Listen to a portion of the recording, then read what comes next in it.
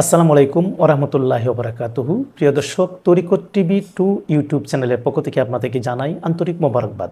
আজকের যে আলোচনা বিষয় সেটি হলো ফকিরের নামাজের পদ্ধতি। ফকির মানে কি? আধ্যাত্মিক ব্যক্তি। এখানে ফকিরের নামাজ বলতে এখানে আলাদা কোনো শরীয়ত বহির্ভূত নামাজকে বোঝায় না, বরং ইলমে তাসাউফে যারা আছে বা সুফি পথে যারা আছে, আধ্যাত্মিক ব্যক্তি যারা, তাদের নামাজটার মধ্যে থাকে আদব, ভক্তি, শ্রদ্ধা, বিনয়, কুসুকুজু ইত্যাদি থাকে। এখন ফকিরদের নামাজ মানে আধ্যাত্মিক সুফিদের নামাজের কিছু আধ্যাত্মিক আদব থাকে। এগুলি কী কী? যেমন 1 নম্বর হুজুরি দিল। সুফিরা বা ফকিরেরা যে নামাজ আদায় করে তারা হুজুরি দিলে নামাজ পড়ে, মানে অন্তর আল্লাহর দিকে উপস্থিত রেখে নামাজ পড়ে। ওরা শুধু শরীরটাই নামাজে থাকে না, অন্তরটা নামাজে থাকে। এটা হলো হুজুরি দিল।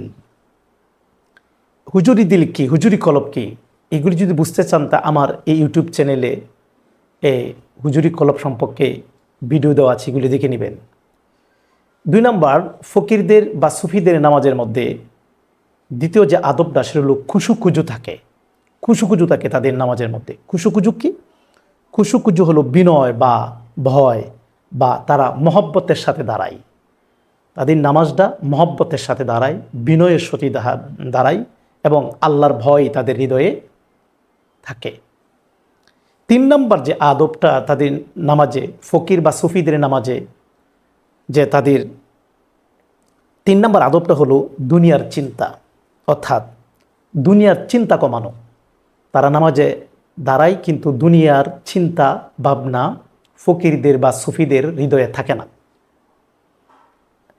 এবং নামাজে মনকে গাফিল থেকে বাঁচানো। এতে দুনিয়ার চিন্তা থাকে না এবং সবসময় গাফিল থেকে তার মনকে বাঁচায় রাখে সুফিরা। এবং নামাজের মধ্যে 4 নম্বর যে আদবটা সুফি সাধক এবং ফকিরদের নামাজের মধ্যে 4 নম্বর যে আদবটি থাকে সেটি হচ্ছে ইখলাস। ইখলাস মানে কি?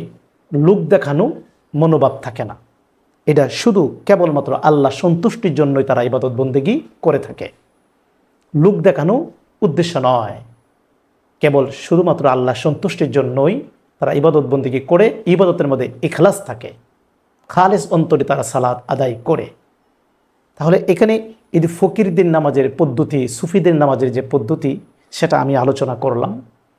আমি ইতিপূর্বেই বর্ণনা করেছি যে এই ফকিরদের বা সুফিদের নামাজ ভিন্ন, আলাদা কিছু নয়। এটা শরীয়ত বহির্ভূত কোনো নামাজ না, মূলত আধ্যাত্মিকতা বা তাসাউফ, এই আত্মশুদ্ধির পথে গিয়ে তারা সালাত আদায় করে। তাদের দেহ এবং অন্তর নামাজের মধ্যে থাকে, অর্থাৎ তাসাউফের পথে তারা চলমান থাকে।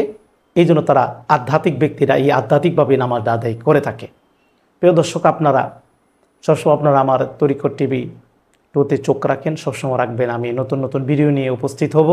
আর অনেকে আমার সাথে আপনারা সাক্ষাৎ করতে চান, আমি ঢাকাতে মিরপুর শেওড়াপাড়াতে বসি। এই যে আপনার স্ক্রিনে মোবাইল নাম্বার দেওয়া আছে, এই নাম্বারে যোগাযোগ করে আপনারা আমার সাথে সাক্ষাৎ করতে পারবেন।